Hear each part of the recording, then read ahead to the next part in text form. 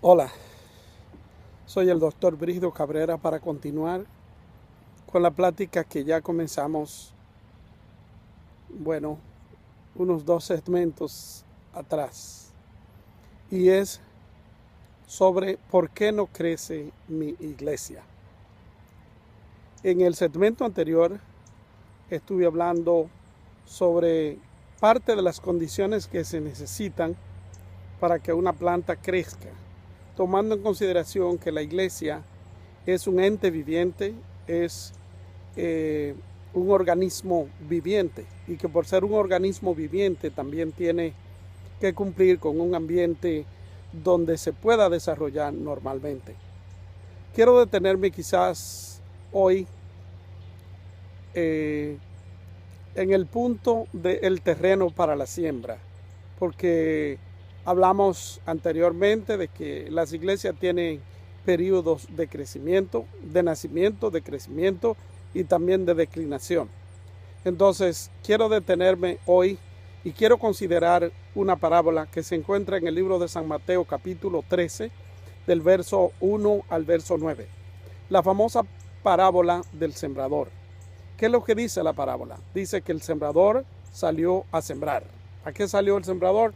Fue a sembrar. Entonces, cuando sembró, parte de la semilla cayó junto al camino.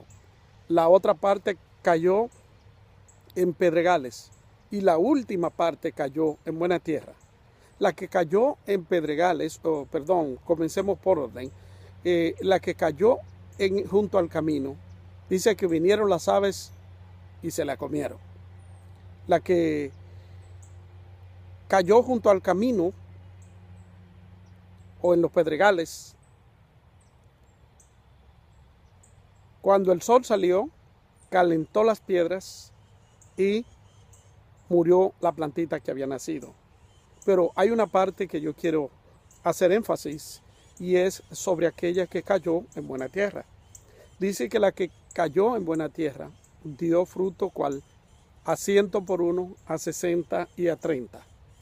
Y lo importante de este asunto es que Jesús concluye esta parábola diciendo: el que tiene oído para oír, que oiga.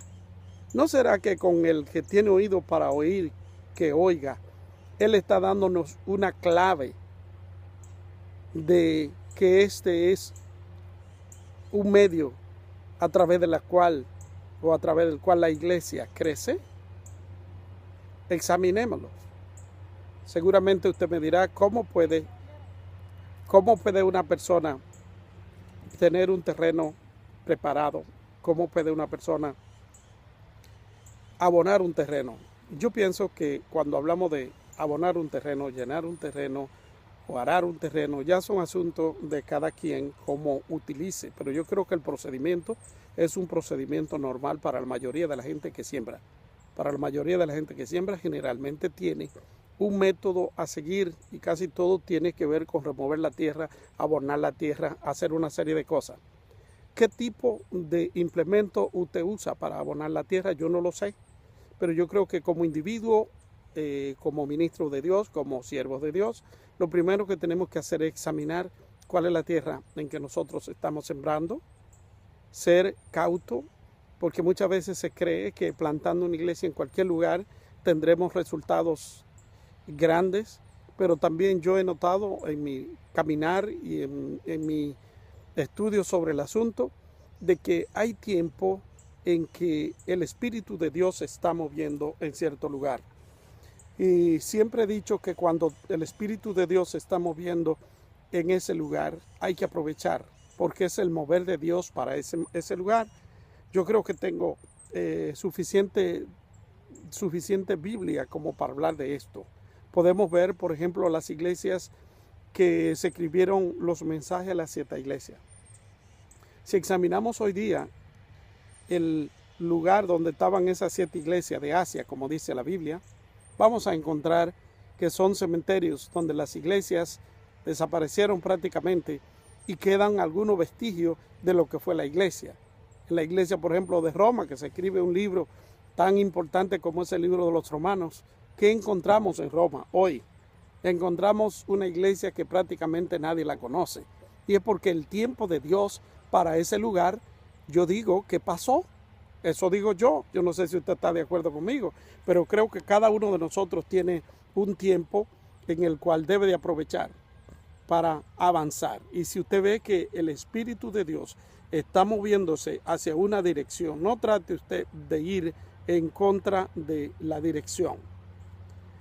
Yo recuerdo que una ocasión, hace 2 o 3 años, estuve en un lugar de Nicaragua y eran gente del campo donde yo estaba predicando, y lo primero que hice fue que les regalé a cada uno de los que entraban, les regalé un grano de maíz, y le dije, luego vamos a hablar de esto, y prediqué justamente sobre esta parábola, que es la parábola del sembrador. Cuando yo llegué a la última parte de la parábola, donde dice que parte cayó en buena tierra, yo hice una pregunta, y la pregunta que hice fue, ¿qué pasó con la tierra? ¿Qué tipo de tierra era donde cayó la semilla que dio 100 por 1? Los niños inmediatamente dijeron, tierra cafetalera. Yo no sabía que los nicaragüenses le llamaban a la tierra buena tierra cafetalera, y parece ser que le llaman tierra cafetalera porque es buena tierra donde siembran el café. Entonces, bueno, aprendí esa lección. Volvemos entonces al caso de nuestra conversación sobre por qué mi iglesia no crece. Yo creo que ya debiéramos estar en el punto de preguntar por qué no crece mi iglesia y qué debo hacer. Yo no creo que le voy a dar a usted todas las fórmulas posibles para que su iglesia despegue, pero yo trataré de ser lo suficientemente informativo para que usted piense cuál es el estado de su iglesia y para que usted busque la manera en que usted considere que su iglesia debe de crecer. O sea, qué cosa o qué obstáculos está teniendo la iglesia que le está pidiendo su desarrollo normal. Si continuamos hablando de la parábola, vamos a encontrar que la tierra que cayó, o sea, la semilla que cayó en buena tierra, fue aquella semilla que dio a 100 por 1.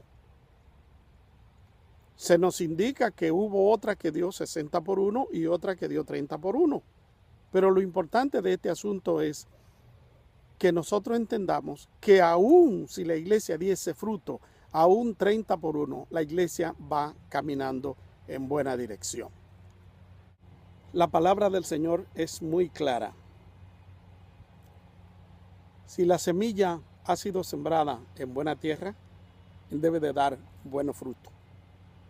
Entonces, ¿qué le quiero dejar a usted hoy? Que piense en el terreno donde está sembrada la iglesia, donde está la iglesia que usted sirve. ¿Está en buena tierra? ¿Está en tierra árida? ¿Está en tierra que no vale la pena? ¿Cuánto tiempo más va usted a pasar tratando de crecer la iglesia por usted mismo? Si usted ya tiene un tiempo largo tratando y no ha considerado que la iglesia es un órgano viviente y que como órgano viviente tiene también que crecer como un órgano viviente o un organismo viviente, es tiempo que usted piense y examine este nuevo modelo de considerar la iglesia como un organismo viviente y preparar el ambiente para que ese organismo viviente dé su fruto como debe darlo. Si usted piensa pasar toda la vida luchando por usted mismo, es como una figura que vi justamente en el libro que he estado leyendo sobre las características de la iglesia saludable, de 2 personas, 2 ministros tratando de llevar el evangelio. Lo llevan en una carreta, pero la carreta tiene rueda cuadrada. Sin embargo, la carreta está llena de ruedas redondas. Llevan las herramientas apropiadas en la carreta, pero están utilizando herramientas inapropiadas para hacer que la carreta camine. porque están usando ruedas cuadradas. Le da mucho más trabajo hacer que llegue la carreta a donde tiene que ir que si usaran las ruedas apropiadas, las ruedas redondas para llevar la carreta. ¿Cuál es la condición suya como ministro, como pastor o como siervo de Dios que está echando hacia adelante una iglesia? ¿Usted está llevando a cabo una tarea basada en usted o está llevando a cabo una tarea basada en lo que el Espíritu Santo le está guiando? ¿Usted ha examinado bien la tierra donde está trabajando? ¿Está usted en el lugar apropiado? ¿Tiene un lugar apropiado para que una iglesia crezca? Toda esta cosa hay que tomar en consideración cuando nosotros estamos tratando de abrir una iglesia. Hay mucha gente que quiere abrir una iglesia y, por ejemplo, va y se abre una iglesia en un lugar donde no vive gente. Lo más natural que va a pasar es que si no vive nadie por allí, usted no va a tener miembro tampoco de esa comunidad porque no hay nadie. A menos que usted haga una promoción bien amplia a nivel de radio, televisión y todos los medios y haga de aquellas propagandas que ahora se usan para las iglesias, de que le venden milagros, prodigios y maravillas a la gente y lo hacen ir hasta aquel lugar para que vayan a buscar un tesoro o algo así que se le ha perdido. Bueno, pero si usted quiere crecer una iglesia saludable y no basada en mentiras y en propaganda, digamos, como las propagandas que se están utilizando últimamente, que son más que todo la gente siguiendo lo que el espectáculo, pues examine su iglesia en el terreno en que está, busque en la Biblia qué falta, trate de preguntarse qué es lo que usted debe hacer y el Espíritu Santo le dará la respuesta de qué es lo que usted debe hacer, con tal de que la iglesia salga a camino. Pero recuérdese que estamos hablando de por qué mi iglesia no crece. Yo creo que por hoy tengo que dejar este pequeño segmento hasta aquí, porque no quiero tampoco llenarlo de demasiadas cosas que usted no se acuerde de ninguna, pero consideremos el terreno, consideremos el lugar, consideremos el alimento que le estoy dando, consideremos si estoy abonando el terreno, consideremos si hay agua apropiada para que la iglesia como órgano viviente crezca. Si ninguna de esas cosas usted la consigue en la palabra que se están dando, y si ya lo que usted tiene en su iglesia es una monotonía de repetir la misma cosa, repetir la misma cosa y repetir la misma cosa que ha repetido por 10 años, por 15 años, probablemente su iglesia ya murió y usted lo que está haciendo es deteniéndose allí para mantener a 2 o 3 ancianitos que hay que están esperando que hagan su funeral. No quiero decir que no se deben atender los ancianitos, se deben atender como los niños también, y todas las personas deben ser atendidas. Pero el propósito de Dios en el crecimiento de la iglesia es algo integral y no puede ser simplemente para llevar a cabo una tarea para 3 o 4. Debe de ser para llevar a cabo una tarea que sea integralmente a la familia entera. Espero que en el próximo conversatorio que tengamos sobre cómo crecer una iglesia saludable, usted haya reflexionado, haya pensado y haya quizá descubierto algunas de las cosas que están impidiendo el crecimiento de su iglesia. Y hablaremos entonces más adelante y quizás hagamos un poco más de énfasis sobre el tema que hemos tratado hoy, que es el asunto de San Mateo capítulo 13, verso 1 al verso 9, donde habla de la parábola del sembrador. Por ahora, soy el reverendo doctor Brígido Cabrera y nos vemos entonces en nuestro próximo segmento.